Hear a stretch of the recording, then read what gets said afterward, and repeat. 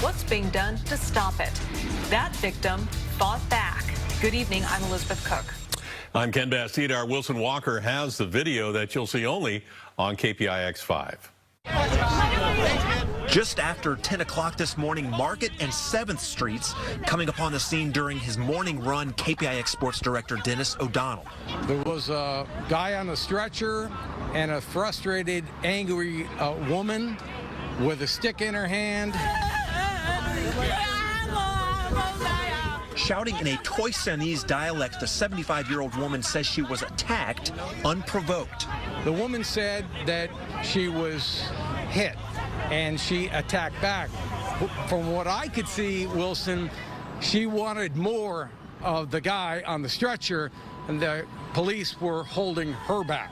Police now say there was a second victim this morning, an 83-year-old Asian man. A 39-year-old man is now being investigated for both attacks, and police say they are working to determine if bias was a factor. We have to do our jobs. We have to investigate these cases with all resources brought to bear, and we need to make arrests, which we've done that. Today, both the police chief and the mayor highlighted the arrests made in connection with previous attacks in the city, promising more targeted patrols.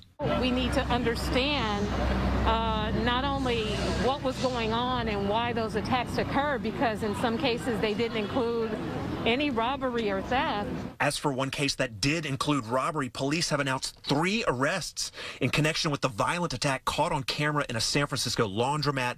Police say the suspects, all arrested in Antioch, are also tied to 8 car burglaries in the city. So again, you have a small group of individuals. All of those 3 that were arrested lived outside the city.